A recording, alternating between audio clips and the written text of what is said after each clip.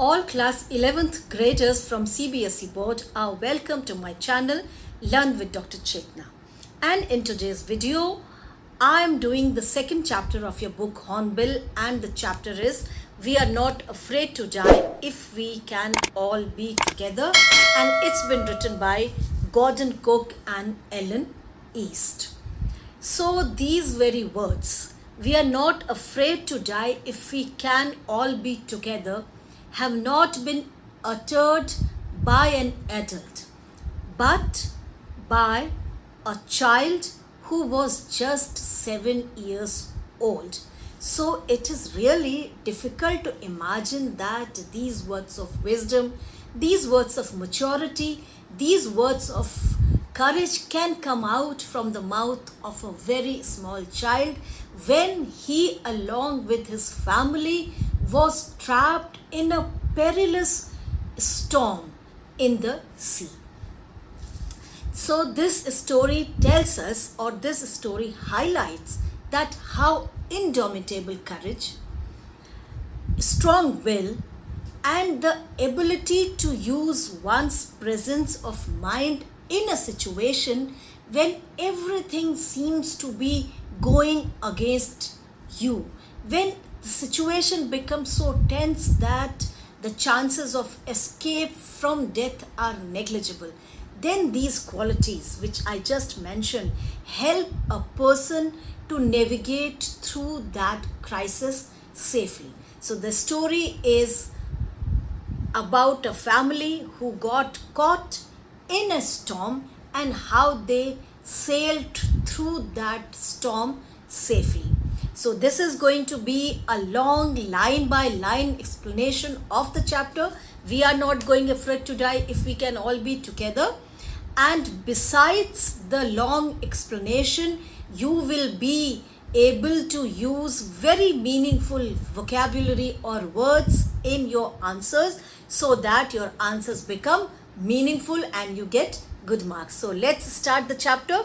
We are not afraid to die if we can all be together. So the story starts with the narrator telling us that he, along with his wife Mary and two small children, one Jonathan, who was just 6 years old, his son, and Suzanne.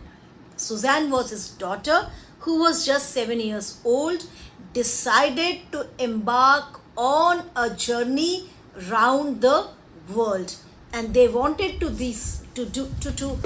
take up this journey because they wanted to repeat the feat that had been taken up or that had been achieved by Captain James Cook 200 years earlier.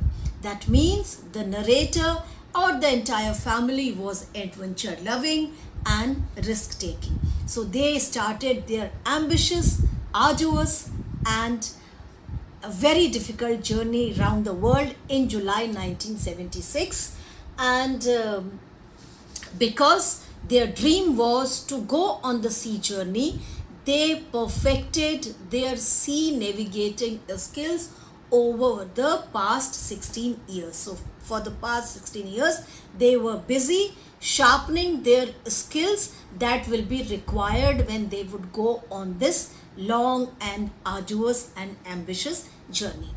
Our boat, Wave Walker. So Wave Walker was the name of their boat. And what was the size of this? It was 23 meters long and the weight was 30,000 kilograms. So it was a very heavy ship.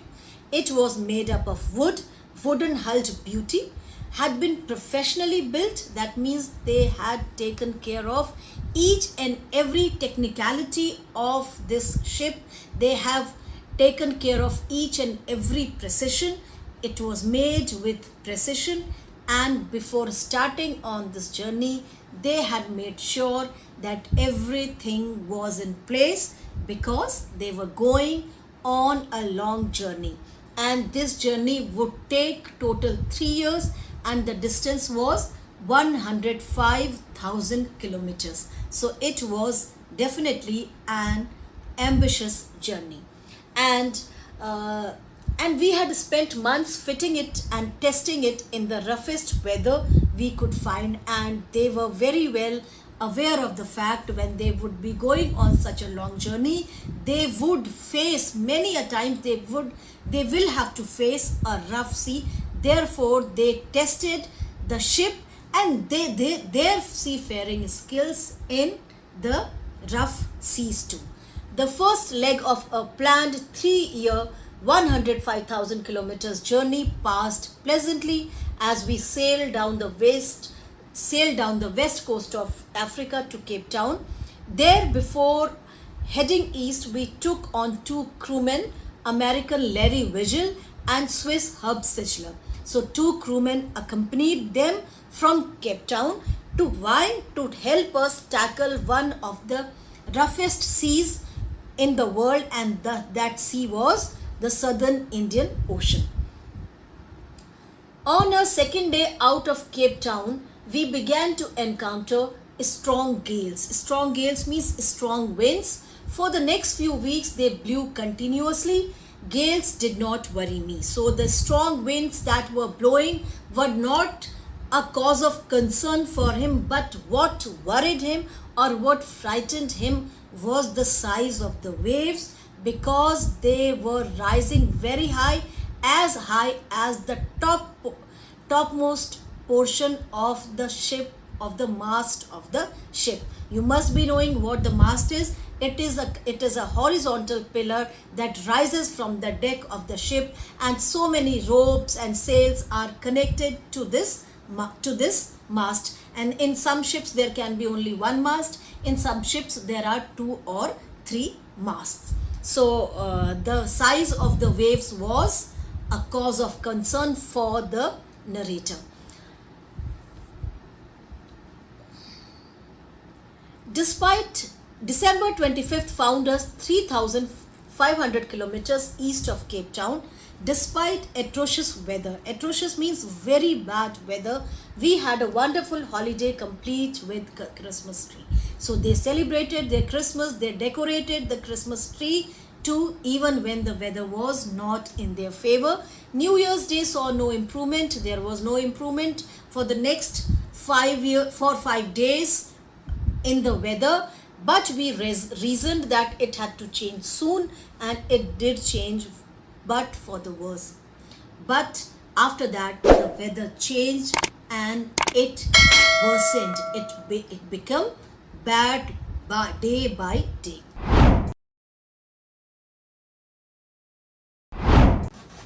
At dawn on January 2, the waves were gigantic. That means very big waves, enormously big waves were there on the sea.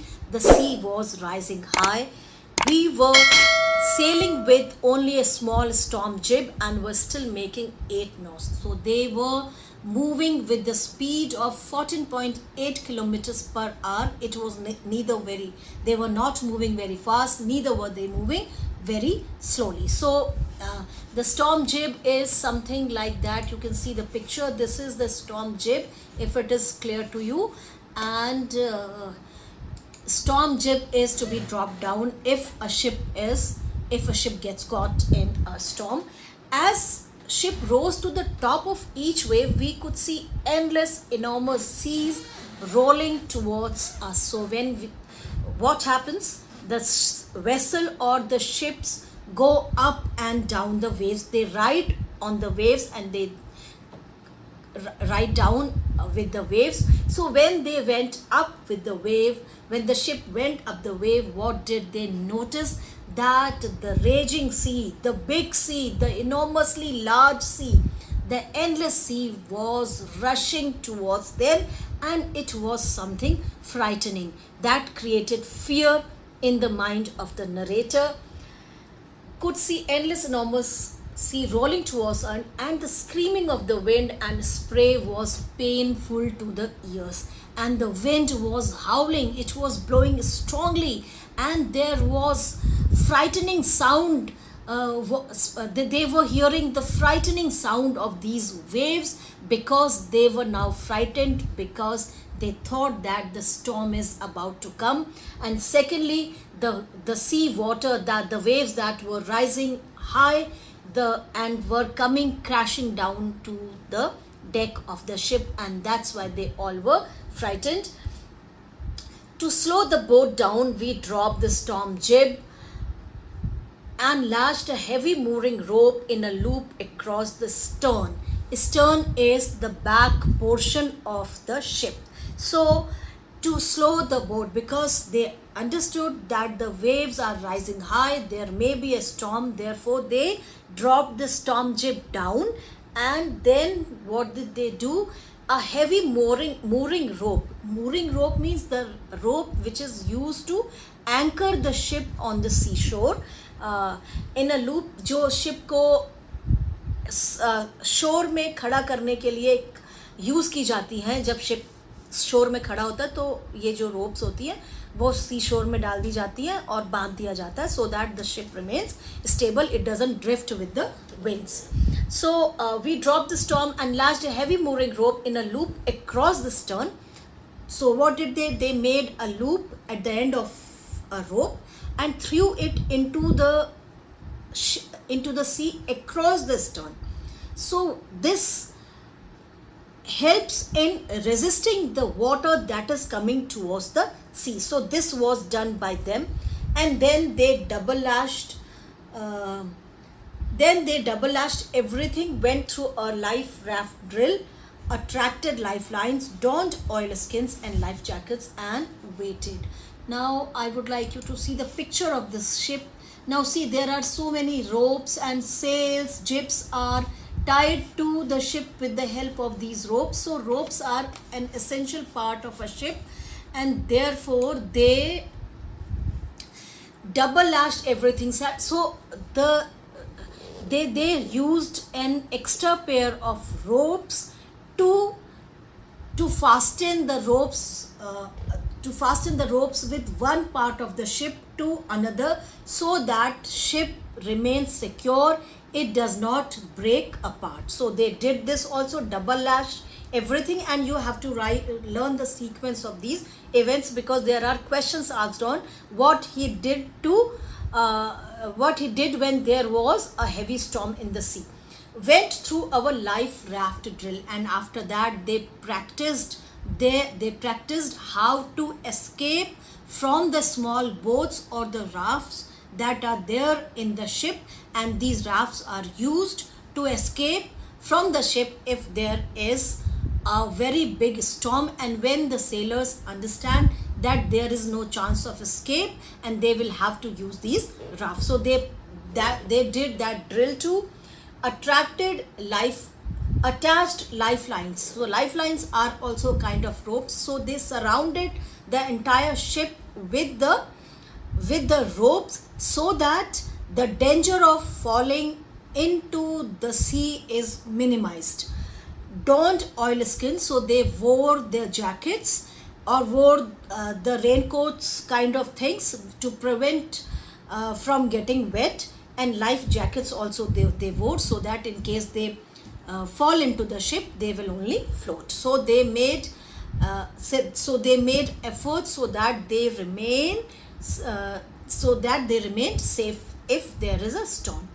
The first indication of impending disaster came at about 6 p.m. with an ominous silence. So at 6 p.m. they understood that situation is going against them. All the circumstances are not in their favor. With an ominous silence, ominous means something that predicts or that foretells, that tells in advance that something bad is going to happen. So there was silence all around, but they knew that the silence is going to bring more trouble for them. The wind dropped. There was no wind now, and the sky immediately grew dark. So there was darkness in the sky. Then came a growing roar, and an enormous cloud towered aft of the ship. Then he heard a loud sound, a roaring sound, and there was a cloud that was there behind the ship. And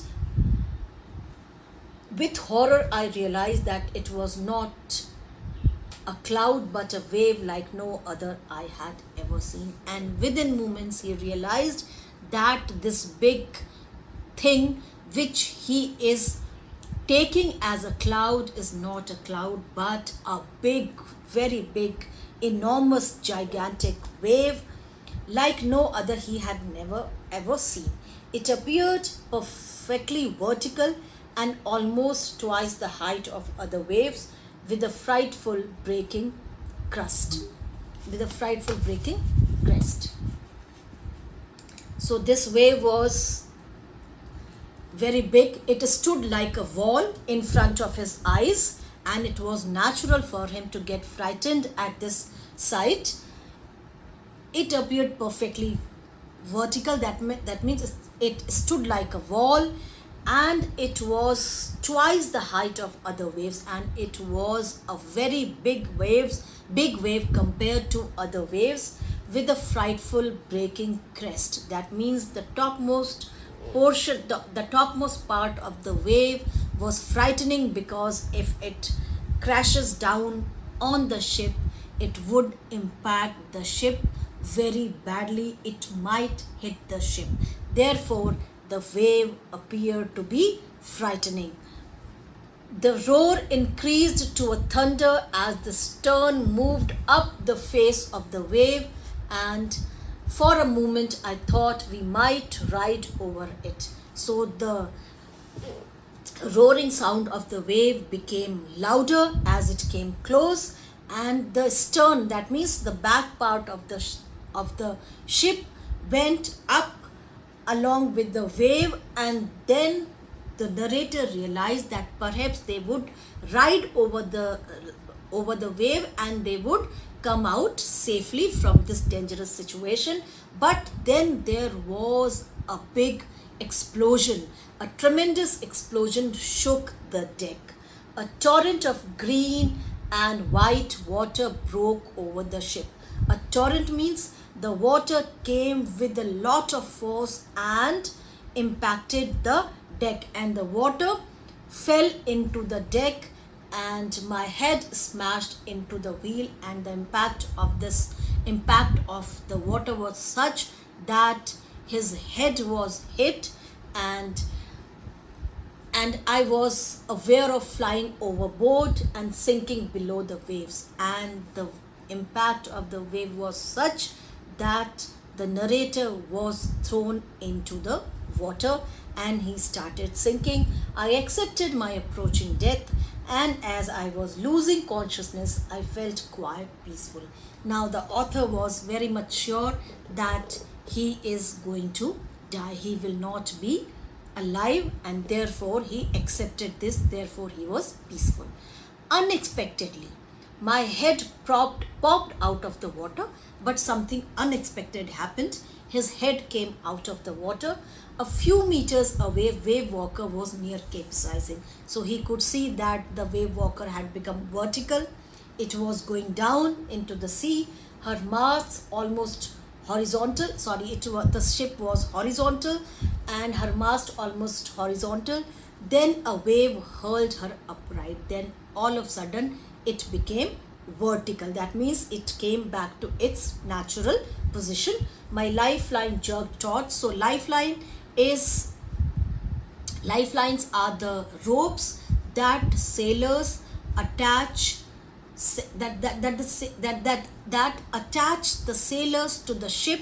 So when the ship became upright, the lifeline became a bit tight, and all of a sudden he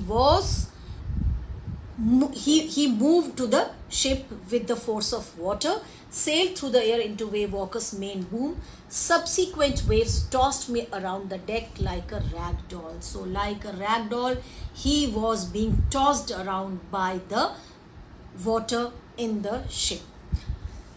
My left ribs cracked. So he was injured badly. My mouth filled with blood and broken teeth.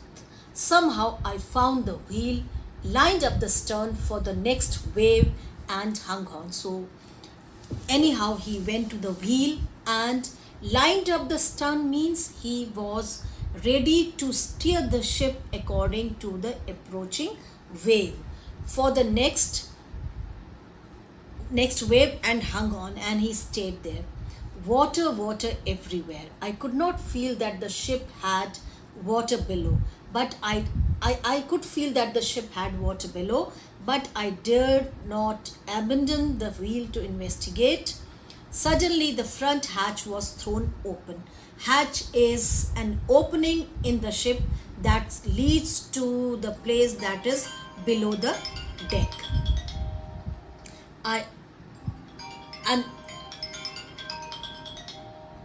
Suddenly the front hatch was thrown open and Mary appeared.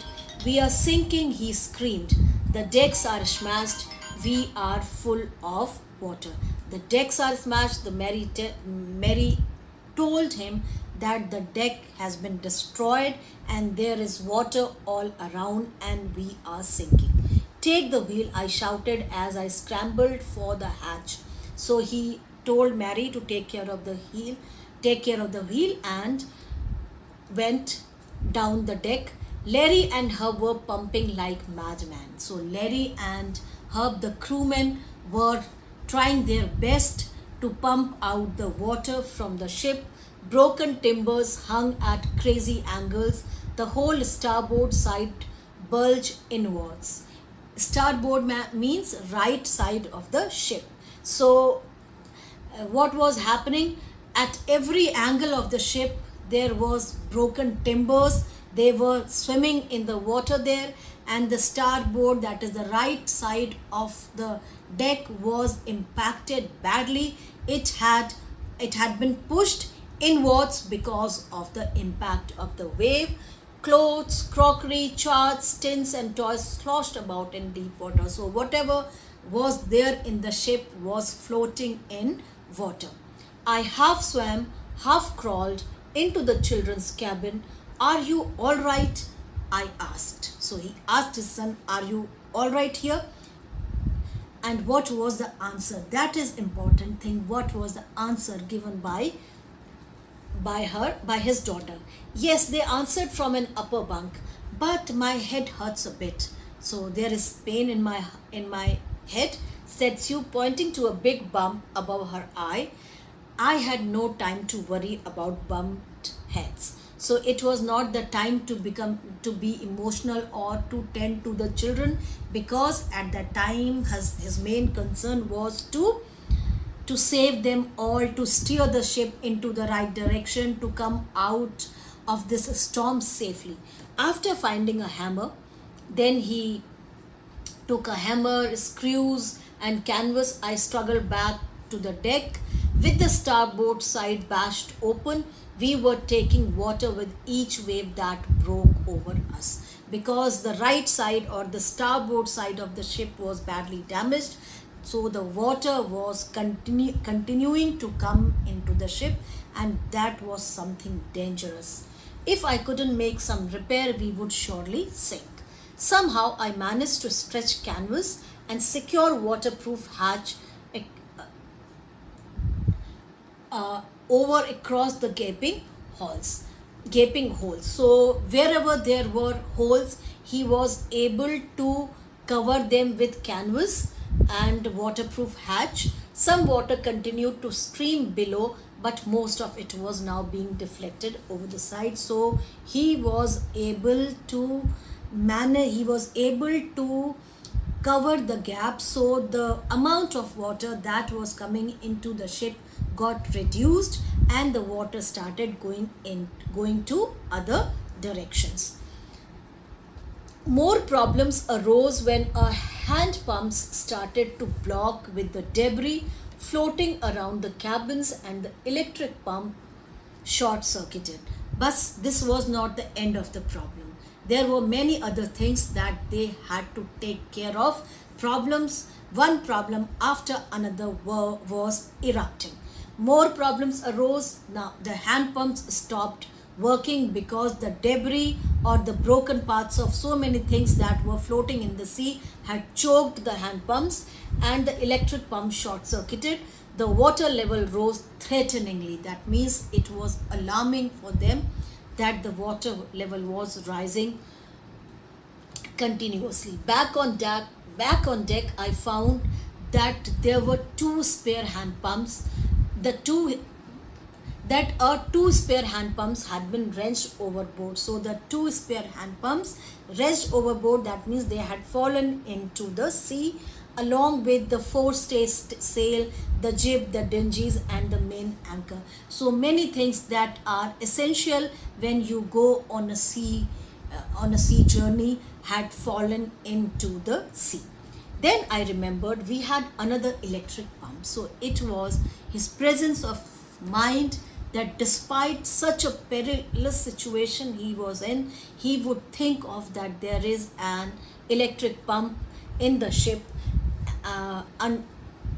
Under a chart room floor, I connected it to an outpipe and was thankful to find that it worked. And now see, the narrator Gordon Cook was badly injured, and still he was doing his best to save himself and to save his family from the dangerous situation they were in. That means he was a person of indomitable courage. He did not lose hope despite knowing very well that death is around them. He was doing his best to keep the death at bay. The night dragged on with an endless, bitterly cold routine of pumping, steering, and working the radio. We were getting no reply to our mayday calls, which was not surprising in this remote corner of the world.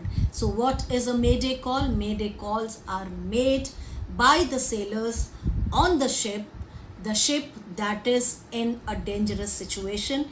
They are the calls made to other, mayday calls are the calls made to other sailors nearby, so that the sailors in danger can be rescued. But he was not getting any answer to his mayday calls because they were at the remote corner of the world. Sue's head was swollen alarmingly. She had two enormous blue eyes. That means she was too badly injured. Her eyes had become blue, and now she showed us a deep cut on her arm, and there was injury on her arm too. When I asked why she hadn't made more of injuries before this, she replied she didn't want to worry you when you were trying to save us all. And this was a brave, a courageous, a sensible answer that was given to his father by a daughter who was just 7 years old. She said that I did not want to trouble you when you are trying to save us all. That means she was sensitive enough, understanding enough to sense the gravity of the situation, and that's why she did not consider her injuries to be graver than the situation they were in. So this tells that this child was also quite sensible and understanding. But Wave Walker rode out the storm, and by the morning of 6, with the wind easing, I tried to get a reading on the sextant. Sextant is an instrument that helps sailors to navigate their way in the sea.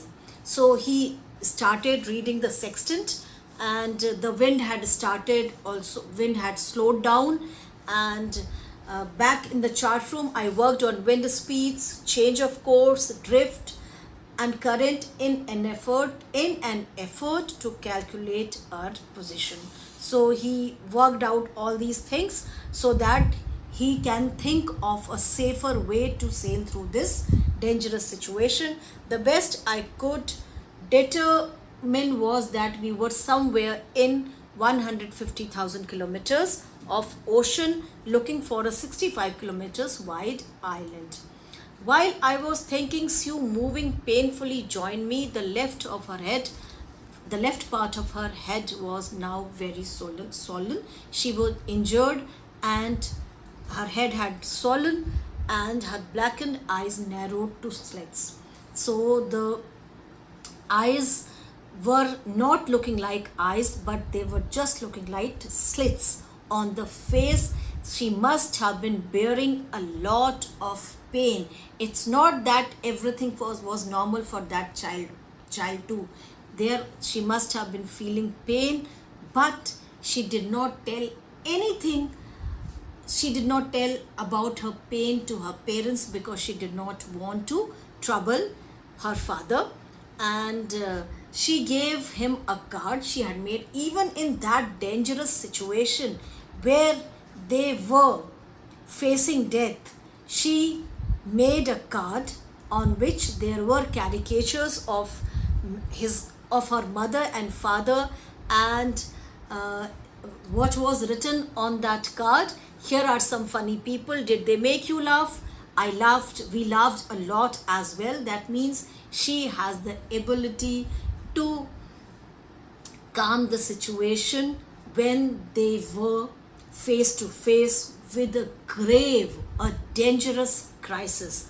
Inside was a message: oh hi, oh how I love you both. So this card is to say thank you and let's hope for the best. Somehow we had to make it. So this was a beautiful message written for her parents, and this gave the narrator the strength that he had to do everything to save his family.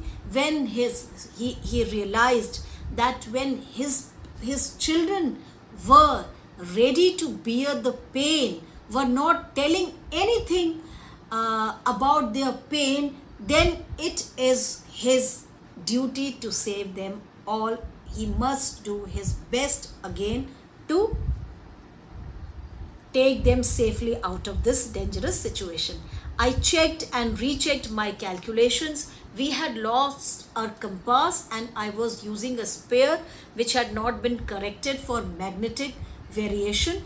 I made an allowance for this and another estimate of the influence of the westerly currents which flow through this part of the Indian Ocean, because the compass was not working properly. So he just assessed the situation on the basis of the geographical condition of that particular area. He must have studied about all this. Therefore, on the basis of that knowledge, he was making calculations. About 2 p.m. I went on deck and asked Larry to steer a course of 185 degrees if you were lucky. I told him with a conviction I did not feel he could expect to see the island at about 5 p.m. Though he was not sure, but he just instructed his crewman Larry to steer the course of 185 degrees. Then with a heavy heart I went below, climbed on my bunk, amazingly dozed off. When I woke, it was 6 p.m. So he slept because he was not sure whether they would be able to reach the island. And growing dozed off. When I woke up, it was 6 p.m. and growing dark. I must have missed the island, and with the sail we had left, we hope to beat back into the we couldn't hope to beat back into the westerly winds. So when he woke up 6 p.m. he thought that he had missed the island and the ship had already become very weak and he was not able to that. They would be able to struggle through the westerly winds. They won't be able to cross the ocean, which has become very dangerous, and their ship too was not in a shape to take them safely.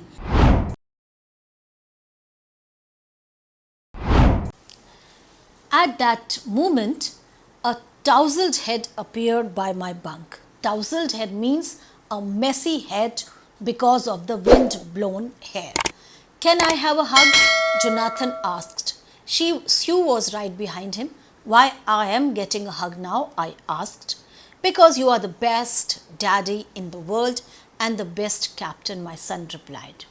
So, this was the compliment he received from his children. Not today, John, I'm afraid, but the the narrator was not sure of what his children were saying. Why, you must be, said Stu in a matter of fact voice. You found the island, that we are near the island. What? I shouted. It's out there in front of us, they chorused, as big as a battleship. So this island was not very big, it was as big as a battleship. I rushed on deck and gazed with relief at the stark outline of the Isle Amsterdam. It was only a bleak piece of volcanic rock with little vegetation. So it was not a beautiful island. It looked bleak. It did not look beautiful at all because it must have been black in color because it was made up of volcanic rocks. And there was no vegetation at all, but he calls it the most beautiful island in the world because this island at that moment was a ray of hope.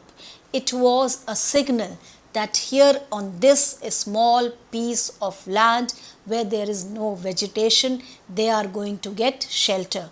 It brought a feeling of relief, and that's why he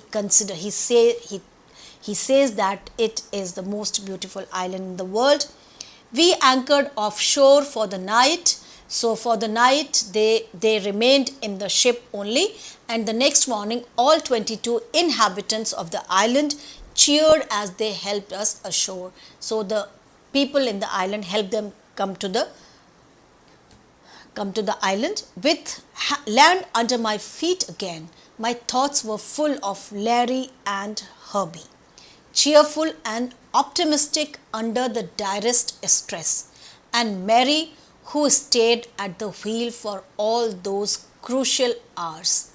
Now, when he was on that island, he thought of Larry and Herbie, who remained cheerful and optimistic, who did not lose hope, who continuously worked to pump the water out of the ship, and they did not lose cool. They remained cheerful too, and that is important, that when you are dealing with a situation that is really very grim or the situation that is challenging, even then a person is maintaining a calm and composed stature. That is important because these are the qualities of being optimistic and cheerful help a person to steer clear of the challenges he is facing. So this attitude of cheerfulness and optimism was what helped them to navigate safely through that perilous storm. And Mary, who stayed at the wheel for all those crucial hours, even she was patient during that harrowing experience. If she would have felt frightened, if she would have become panicky, perhaps they would not have been able to control the situation they were in. A thought of 7-year-old girl who did not want us to worry about head injury, which subsequently took 6 minor operations to remove a recurring blood clot between skill and skull. That means the girl, his daughter Suzanne, was badly injured. She must have been in pain and agony, but she did not let her parents feel that she is in pain. She had to undergo 6 minor operations to get removed the blood clot that had formed there between skin and skull, but she did not show any sign of pain and agony at that challenging time. So, and of 6-year-old who was not afraid to die. And what were the words uttered by his 6-year-old son? 6 years old son, that we are not afraid to die when we all can be together. So all those 6 people in their own way did their best to deal to did their best to battle the situation, the challenging situation they were in, and it is because of the optimistic attitude of all those 6 people on that ship that they were able to come out of that perilous situation. I hope you must have liked this story. We are not afraid to die if we can all be together. And it's my request to you that share this channel with your friends, and if you are new on this channel, please subscribe to my channel because it takes a lot of effort to make one video.